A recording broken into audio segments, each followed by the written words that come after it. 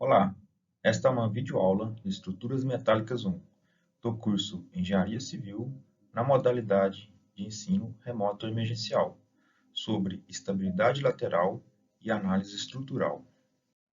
Atenção! O material a seguir é uma videoaula apresentada pelo professor Messias Júnior Lopes Guerra como material pedagógico do IFMG, dentro de suas atividades curriculares ofertadas em ambiente virtual de aprendizagem.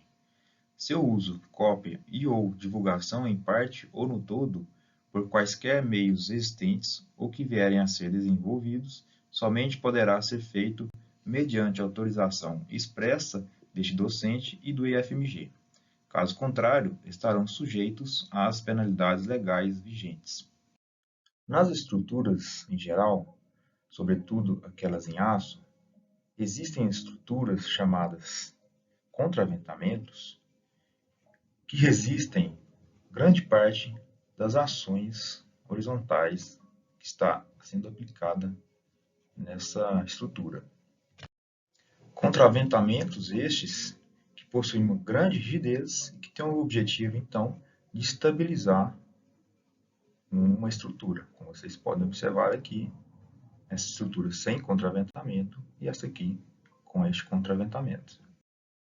E essas subestruturas elas podem ser do tipo pórtico em forma de treliça, como a figura anterior que eu mostrei para vocês, e essa figura aqui de um prédio real.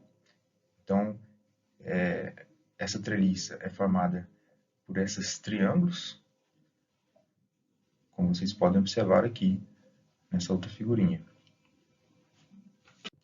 Então, podemos chamá-los de sistemas treliçados ou simplesmente de contraventamentos.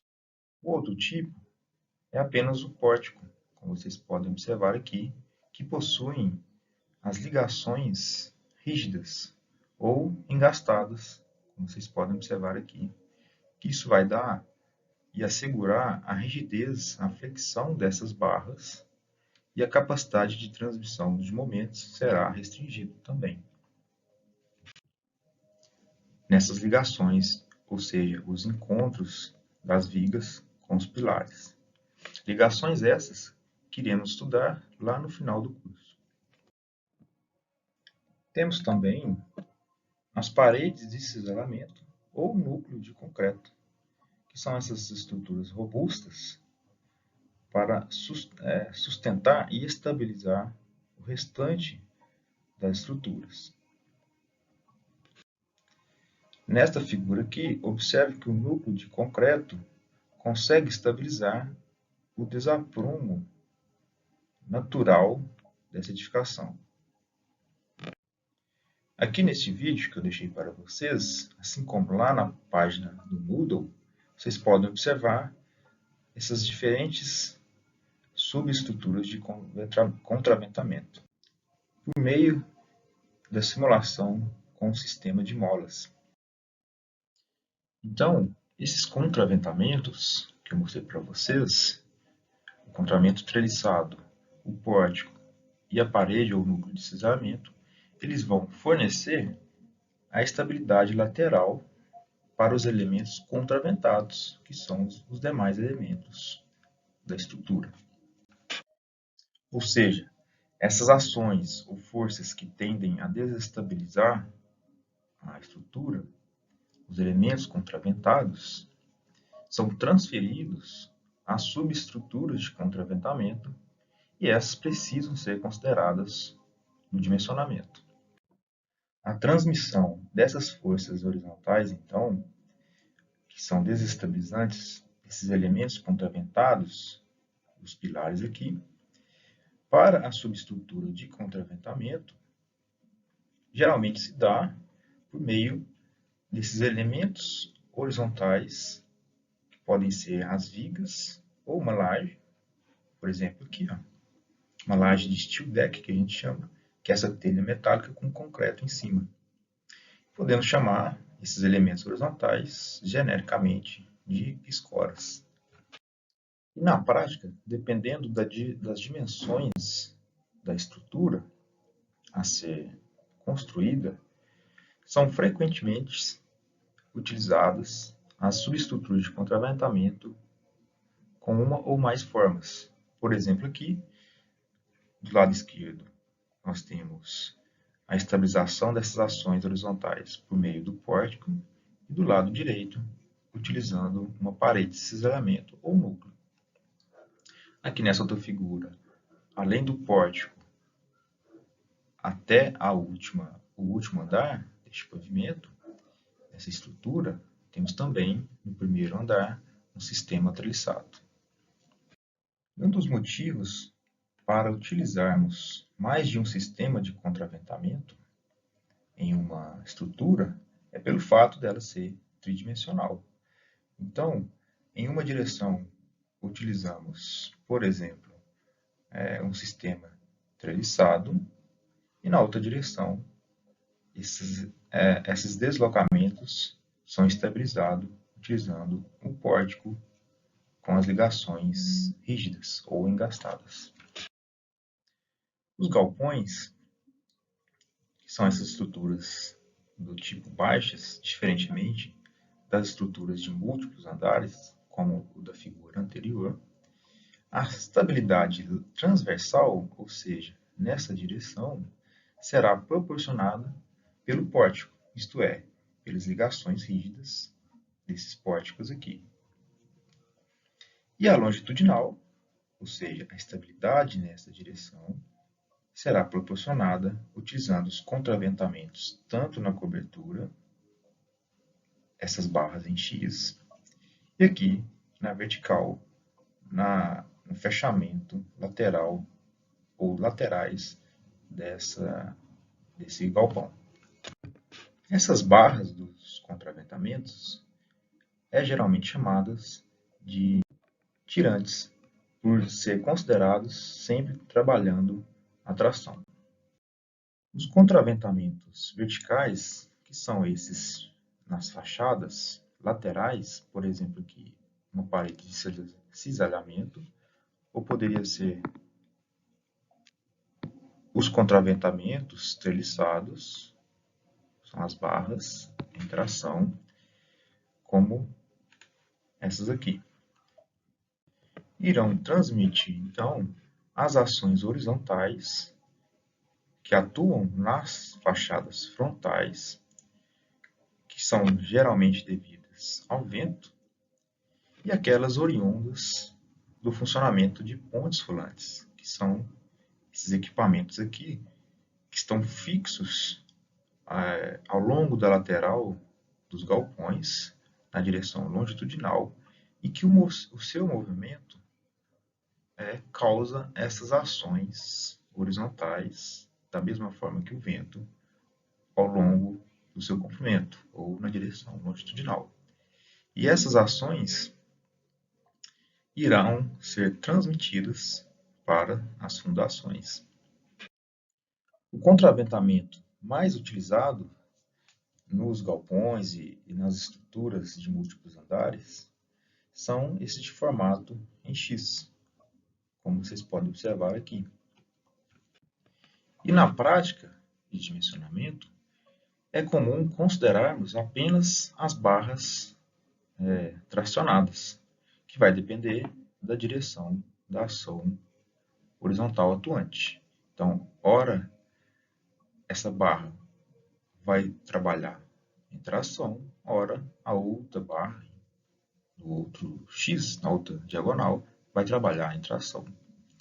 Isso quer dizer, então, que as barras diagonais submetidas à compressão serão desconsideradas, pelo fato de conseguirmos o equilíbrio apenas com essas barras tracionadas, o que irá proporcionar uma condição de projeto mais econômica. Caso essas barras comprimidas fossem consideradas no dimensionamento, as suas esbeltez, isto é, a relação comprimento pela espessura, precisaria ser menor, ou seja, mais robusta, para evitar essas instabilidades laterais dessa barra, o que levaria a um maior consumo de aço, portanto. Os contraventamentos do tipo delta, como esses aqui, E também os duplo Y, como esses, também podem ser utilizados para aumentar a área da abertura entre os pilares, bem como melhorar a distribuição dos esforços nessas estruturas e também por razões arquitetônicas. Já os contraventamentos de cobertura, que são esses aqui, têm o objetivo de transmitir essas ações horizontais que atuam na cobertura, que geralmente são os ventos, em grande parte, para esses contraventamentos verticais, evitando assim a ocorrência de flexão excessiva nessas tesouras, que são essas vigas da cobertura, em torno do seu eixo de menor inércia, que é aqui, se fosse um perfil do tipo I, seria esse eixo YY. Podemos fazer uma analogia no plano da cobertura entre esse sistema de contraventamento e uma treliça de altura constante.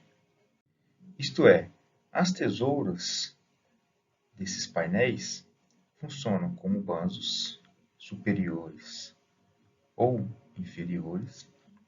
As terças, ou também chamadas de escoras, que são essas barras que ligam as tesouras, essas barras mais espessas, irão funcionar como os montantes, que é essa barra na vertical aqui.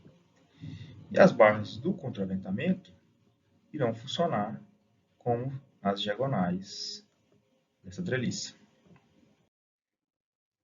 Os banzos superiores da treliça, dessa tesoura treliçada, que são essas barras superiores, e aqui ela tem uma inclinação, irão ficar travadas horizontalmente pelas escoras, que são essas barras na longitudinal, as barras aqui. Isso quer dizer que o seu comprimento destravado, que é essa dimensão aqui, entre apoios de uma barra, será menor. E por outro lado, os banzos inferiores, que são essas barras aqui embaixo,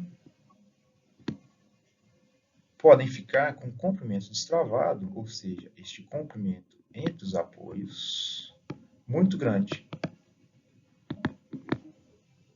E com isso, ficando instáveis quando submetidos a ações do vento.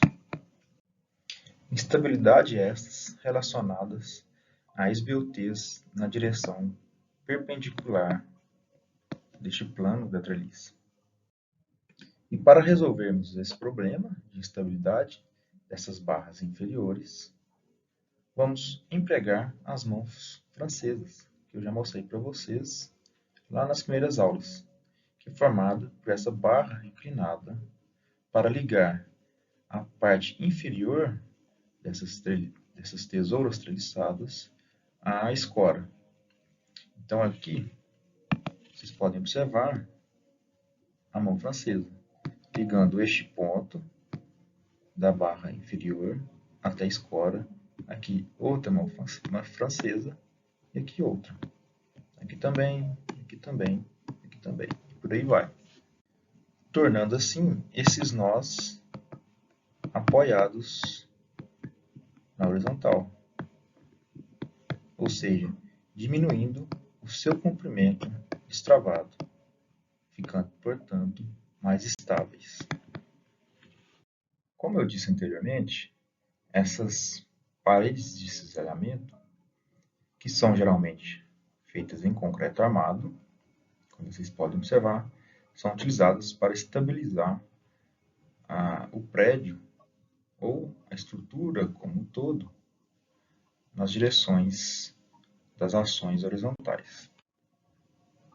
E geralmente a forma delas se dá com um comprimento bem superior à sua espessura, como vocês podem observar aqui. Já os núcleos concreto possui formato em U ou formato caixa fechado, que possui as mesmas funções da parede de cisalhamento, e é neles onde são dispostos os elevadores e as caixas de escada. Então, aqui nessa figura, fica visível este núcleo de concreto no interior do prédio. Ou esses núcleos podem estar situados na face ou na periferia da edificação, como vocês podem observar aqui. Vamos estudar agora a análise estrutural de uma edificação, que é a obtenção das respostas da estrutura, ou seja, os esforços solicitantes a um conjunto de ações aplicadas nessa estrutura, utilizando as equações de equilíbrio, ou seja, para encontrarmos as reações de apoio a esses esforços. Estes esforços solicitantes, cortante, normal e momento fletor, bem como as tensões que são geradas devido às ações nas estruturas, são utilizados para a verificação dos estados limites últimos e dos deslocamentos para a verificação do estado limite de serviço. A análise estrutural que é comumente efetuada é a do tipo elástica, considerando que os materiais possuem esse diagrama tensão versus deformação elástico, ou seja, linear. O diagrama este que é semelhante ao diagrama de um lambda, que é um parâmetro de força ou de carga pelo deslocamento desta barra. Essa análise linear elástica pode ser de primeira ou de segunda ordem e deve levar em conta as deformações causadas por todos os esforços solicitantes na estrutura. São eles os momentos, as forças normais no barro e a força portante. Na análise de primeira ordem, as equações de equilíbrio são estabelecidas com base na estrutura indeformada, ou também chamada de estrutura original, que é esta aqui. E os materiais, os elementos estruturais, são considerados com comportamento linear elástico,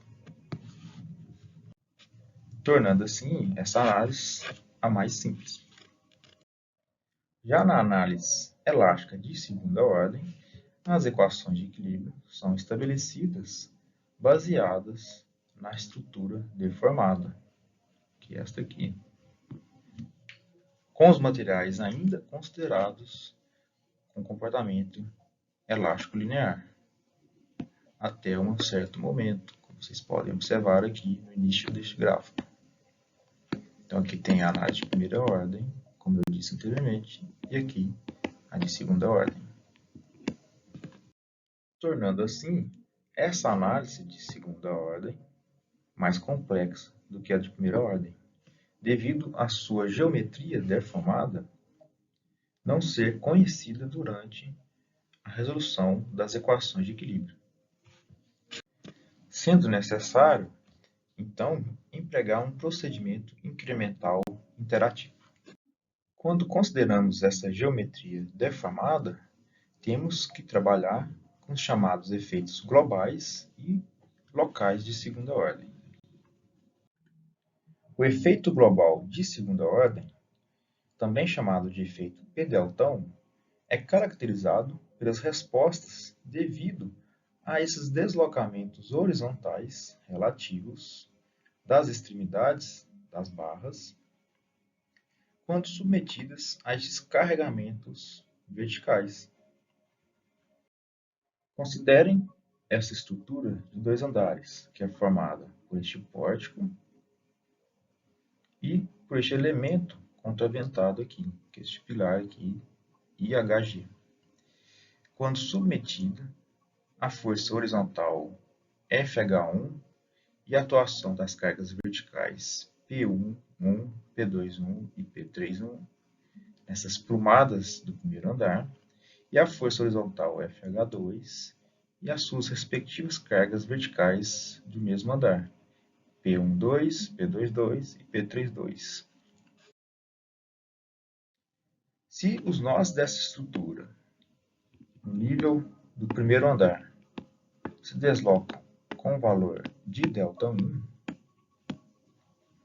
considerando esses carregamentos verticais, surge nessa estrutura, então, um momento de segunda ordem, no primeiro andar, dado por M01, que é igual aos carregamentos que chegam no primeiro andar, então, os carregamentos do primeiro andar e do segundo andar, vezes esse deslocamento, ΔI.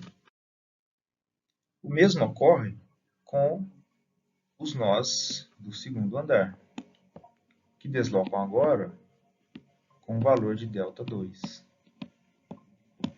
Surgindo, então, um momento de segunda ordem neste andar, M02, que é dado agora apenas pelos carregamentos do segundo andar, vezes o deslocamento relativo desses nós, que é ΔI menos ΔI, que será esta parcela aqui.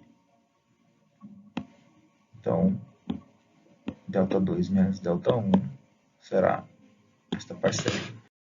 Estes momentos que surgem nos andares, que são causados pela consideração desses carregamentos verticais na posição deformada da estrutura, podem tornar os valores dos esforços solicitantes em todas as barras das estruturas mais elevados, sobretudo o momento fletor e a força axial, devendo ser, portanto, considerados no dimensionamento, como vou mostrar mais à frente para vocês. Por sua vez, o efeito local de segunda ordem, também chamado de efeito P-deltinha ou N-deltinha, será caracterizado pelas respostas que decorrem dos deslocamentos da configuração deformada de cada barra agora, dessas estruturas, quando submetida à sua própria força axial. Este efeito nas barras pode ocorrer por meio de uma curvatura simples, como nesses pilares AB, EE, EF, ou por uma curvatura reversa. Como vocês podem observar, os deslocamentos são opostos nas duas metades da barra, que ocorre nessas vigas BE e CD. Essa força axial de compressão, N, irá provocar um aumento do momento fletor ao longo da seção transversal entre essas duas extremidades. Portanto, nulo nas extremidades da barra e variável ao longo deste comprimento, com um valor máximo de delta vezes n, que seria a mesma coisa se considerarmos um carregamento distribuído sendo aplicado nessa barra. Geraria esse mesmo diagrama de momento fletor. Caso essas forças axiais fossem de tração, assim como nos pilares, nos pórticos, o momento fletor aqui seria reduzido. A análise estrutural de segunda ordem pode ser realizada, então, por qualquer método que considere os efeitos global P-deltão e os efeitos local N-deltinha. Aqui vocês podem observar um vídeo em que é demonstrado a diferença no meio de um software entre esse efeito global e o efeito local.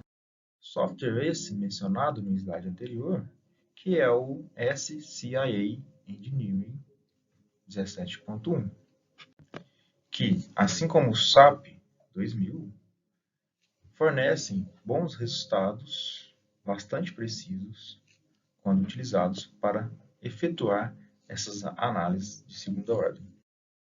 Porém, quando não possuímos esses softwares de análise, temos que dispor da NBR 8800 de 2008, que fornece um método simplificado, que é denominado de método da amplificação dos esforços solicitantes, ou simplesmente MAES. Neste método, a análise de segunda ordem é simulada com bastante precisão a partir de duas análises de primeira ordem, ou seja, com a estrutura indeformada, e com coeficientes de amplificação para consideração desses efeitos global P deltão e local P deltinha. Ao utilizarmos esse método da amplificação dos esforços solicitantes, uma estrutura analisada, considerando a combinação última das ações que atuam nelas, essa estrutura, também chamada de estrutura original, é inicialmente transformada na soma de duas outras. Uma é a estrutura com todas as ações atuantes, porém com seus nós impedidos de se deslocar lateralmente, então utilizando esses apoios fictícios em cada um dos andares. Essa estrutura, então, é chamada de estrutura NT, que vem do inglês No Translation, ou simplesmente deslocável lateralmente. E uma outra estrutura, chamada de estrutura LT, ou Lateral Translation, ou deslocável lateralmente, já que não possui os apoios fictícios, como na estrutura NT. Assim, ela estará submetida apenas aos efeitos das reações que vêm lá da estrutura NT, porém com sinal trocado. Dessa forma, a estrutura NT servirá para obtermos os efeitos locais N deltinha em cada seção, em cada barra dessa estrutura, que é devido à curvatura dessas barras, sem a influência dos deslocamentos laterais, já que essa estrutura está contida lateralmente em todos os andares. Enquanto que a estrutura LT servirá para obtermos os efeitos globais P delta, já que aqui não existem os apoios ou contenções laterais. Então, vamos analisar esses deslocamentos laterais. Os esforços solicitantes dessa estrutura, sendo eles o momento vetor, a força axial, a força cortante, ambos solicitantes de cálculo, em qualquer ponto dessa estrutura, serão dados por essas equações, onde essas variáveis, respectivamente, momento vetor, força axial e força cortante, solicitantes de cálculo, obtidas por meio da análise elástica de primeira ordem na estrutura NT, e essas outras variáveis, também respectivamente, momento vetor, força axial e esforço cortante, solicitantes de cálculos, também obtidos por análise elástica de primeira ordem, contudo, na estrutura LT. O coeficiente de amplificação B1 servirá para considerarmos o efeito local N deltinha no valor do momento fletor, que é o único esforço solicitante influenciado por este efeito, conforme eu expliquei anteriormente. Portanto, aplicados apenas na estrutura NT. E o coeficiente B2, que servirá para considerarmos o efeito global P deltão, que é devido àquele deslocamento horizontal, no valor do momento fletor e da força axial na estrutura LT. Sendo esses esforços, momento e força axial, os únicos influenciados por este efeito global P deltão. O coeficiente B1 deve ser calculado para todas as barras dessa estrutura com valor igual a 1, quando a soma das forças axiais na estrutura NT e na estrutura LT forem de tração ou nula, pelo fato de não haver um acréscimo no momento fletor, como eu expliquei anteriormente para vocês. Em alguns casos, pode até ocorrer o decréscimo. Por outro lado, se a soma das forças axiais na estrutura NT e na estrutura LT resultar em compressão, como nessa imagem, temos que calcular o coeficiente B1 por esta equação, onde NE é a força axial que provoca a flambagem elástica por flexão na barra no plano que atua o momento fletor, calculada com o comprimento real da barra L. Equação esta que vem lá da resistência dos materiais para compressão de colunas, que tem a ver com seu comprimento, que está, por sua vez, relacionado com o tipo de apoio desta barra.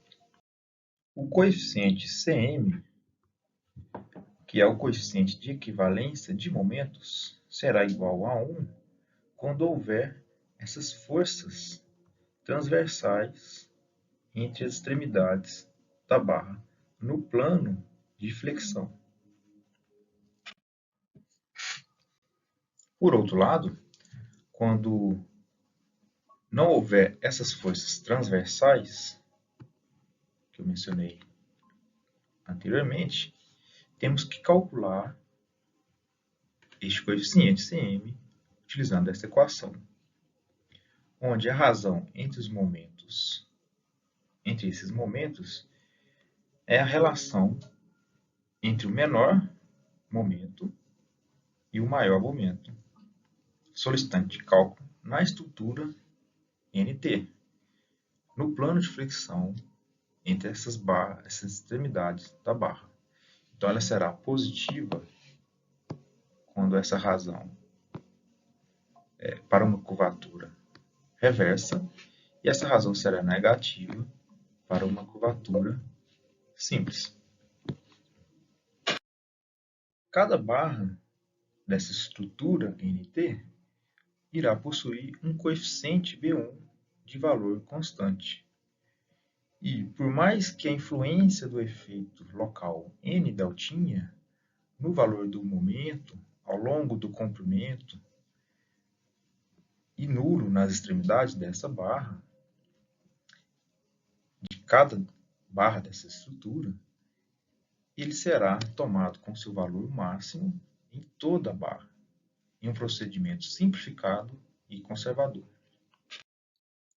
Além disso, este coeficiente B1 será tanto maior quanto maior for a força axial de compressão dada pela soma da força axial na estrutura NT e na estrutura LT, já que esse denominador dessa razão irá diminuir. Com isso, o valor de B1 irá aumentar. E também, este coeficiente B1 de amplificação será maior quanto maior for o deslocamento delta, que irá depender dos diagramas de momento fletor, que é representado pelo coeficiente Cm, que é o coeficiente de equivalência entre os momentos menores e maiores. E também da rigidez da flexão da barra, que está relacionada com a força axial de flambagem elástica NE. E quanto menor essa força axial de flambagem NE, menor será a rigidez da flexão, maior será esses deslocamentos deltas da barra. Portanto, quanto menor esse NE, maior será esse valor aqui e menor será o denominador, fazendo com que o coeficiente B1 seja maior. Já este coeficiente de amplificação B2 das equações de esforços solicitantes de cálculo deverá ser calculado para todos os andares da estrutura LT, com o valor dado por esta equação, onde ΔH é o deslocamento horizontal relativo entre os níveis superior e inferior do andar considerado. Então, por exemplo, se aqui temos esse deslocamento horizontal ΔH3 e aqui temos um ΔH2, esta diferença aqui será esse ΔH, que vai ser o ΔH3 menos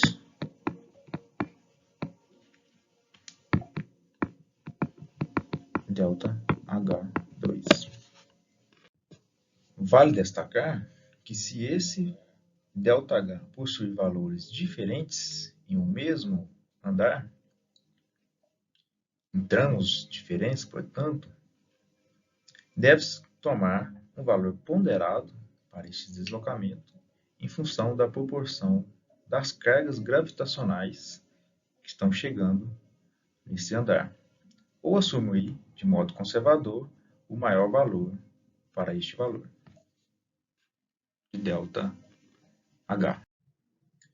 Já RS é o coeficiente que leva em conta a influência do efeito local N deltinha, que é em cada barra da estrutura, na amplificação desses deslocamentos horizontais na estrutura LT, que será igual a 0,85 quando o contraventamento será realizado por pórtico, ou será igual a 1 quando esse sistema de contraventamento não for realizado por este pórtico. H é a altura do andar considerado. Somatória de PSD é a somatória das cargas gravitacionais de cálculo que atuam no andar considerado, englobando as cargas atuantes nas subestruturas de contraventamento, quando houver, e nos elementos contraventados, obtida na estrutura original ou nessa estrutura NT. E a somatória de HSD são as forças cortantes no andar surgem em cada andar,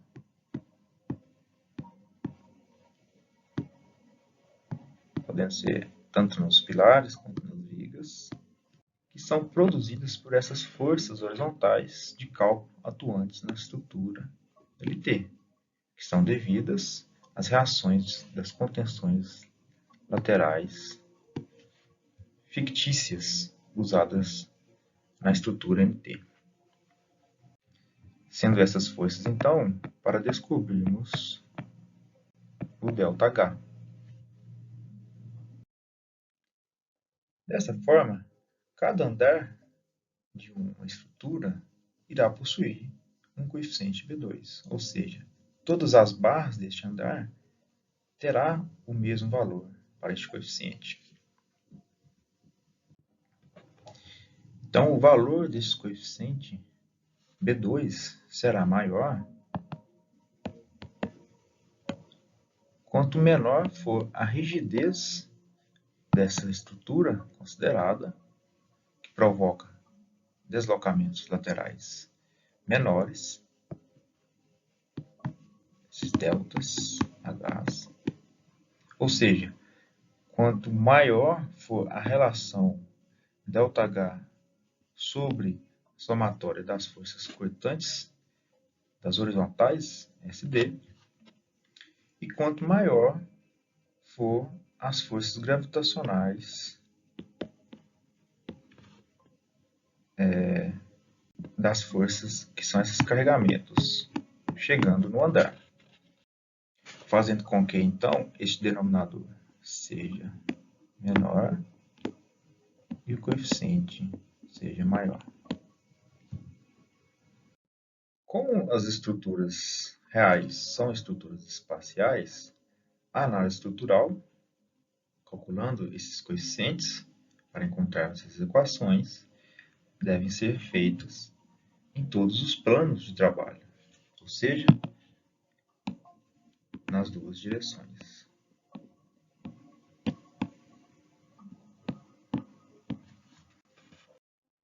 Se uma estrutura original for indeslocável lateralmente por natureza, isto é, os deslocamentos laterais são impedidos por apoios externos ou outro meio equivalente, esses efeitos globais de segunda ordem, P∆1, não irá existir. Desta forma, se essas estruturas, impedidas de se deslocar horizontalmente, forem analisadas pelo método da aplicação dos esforços solicitantes, não faz sentido dividi-las em estruturas NT e LT. Em situações desse tipo, basta realizarmos uma análise de primeira ordem da estrutura original, adicionando o efeito local de segunda ordem N∆, aos valores dos momentos fletores. Nessa situação da estrutura não deslocada, ou seja, multiplicando esses momentos pelo coeficiente B1. Hoje, no Momento Cult, deixo para vocês, e principalmente aqueles que se interessam por física, o livro de Stephen Hawking, Uma Breve História do Tempo, onde ele estabelece e relata de forma muito didática e simples os conceitos de buraco negro, buraco de minhoca e também de viagem no tempo, que estão relatados de forma interessante na série Dark, da Netflix.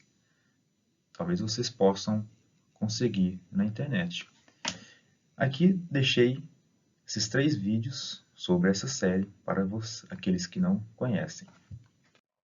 É isso, pessoal. Por hoje é só. Nos encontramos na próxima aula.